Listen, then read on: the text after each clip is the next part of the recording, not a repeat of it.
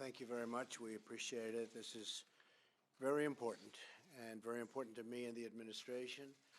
I want to again reiterate such a commitment to what we're doing in so many different aspects, and especially the incredible job that Betsy is doing.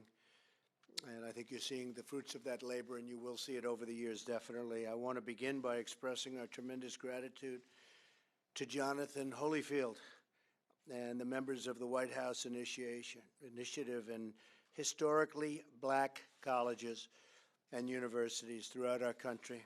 They're working hard, doing well, and we're making a very big commitment to them today. Since I signed, and by the way, Jonathan? Yes. Where's Jonathan?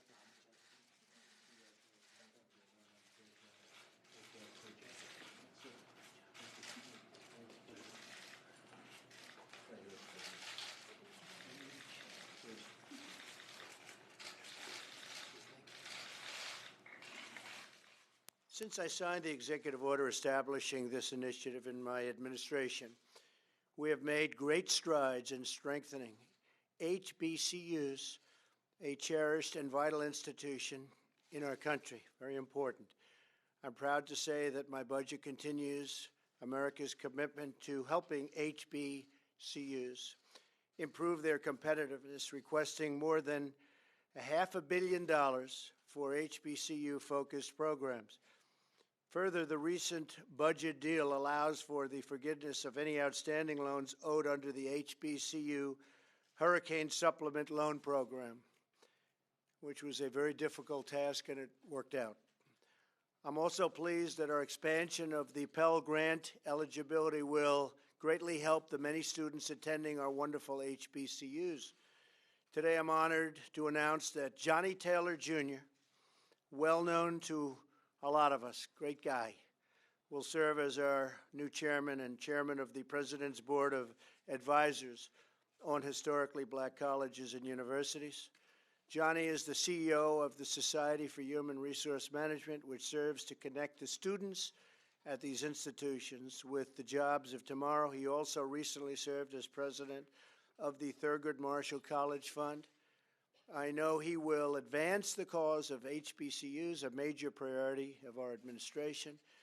And with that, I'd like to introduce and thank Chairman Taylor and invite him to the podium to say a few words. Thank you. Thank you very much.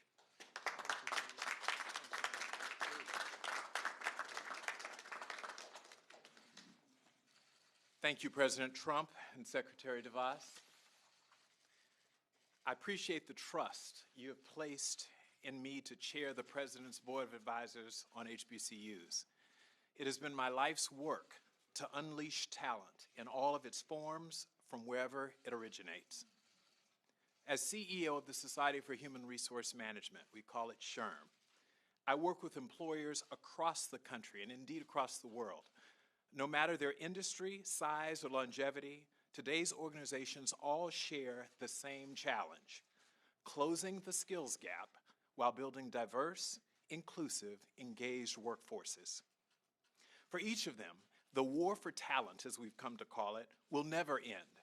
And thanks to this incredibly strong economy, it's now a way of life. And today, people are an organization's only competitive advantage. Employers depend on our country's educational institutions as a reliable source of the multifaceted talent they need. HBCUs are a critical conduit for this talent. Every year, over 300,000 students turn to these institutions, HBCUs, for their education and to prepare them for their careers. This President's Advisory Board can be a nexus between higher educational institutions and employers. As CEO, I've been a CEO in both nonprofit and for-profit organizations, a former Fortune 500 chief HR executive, and someone with over 7.5 years of experience in the HBCU space. I am really up for this challenge. At SHRM, we are experts. We are the experts on people and work and on building powerfully diverse organizational cultures that drive success. SHRM's 300,000 members impact the lives of over 100 million people in the American workforce. By working together across all sectors, the HR profession, HBCUs, and this advisory board, we can strengthen the relationship between education and employers. We call it the 2 E's. This advisory board can facilitate this critical relationship and support innovations in work-based learning opportunities for HBCU students. And as the world's largest human resources organization and association, SHRM can now work with CEOs to connect industry to the diverse talent at our wonderful HBCU institutions. This board has an incredible opportunity to highlight HBCUs as wellsprings of the diverse talent American employers want and need today. HR and education, along with the support of this administration, must move together forward. I look forward to working with Secretary DeVos, Jonathan Hollyfield, and the White House HBCU Initiative team. Thank you, Mr. President.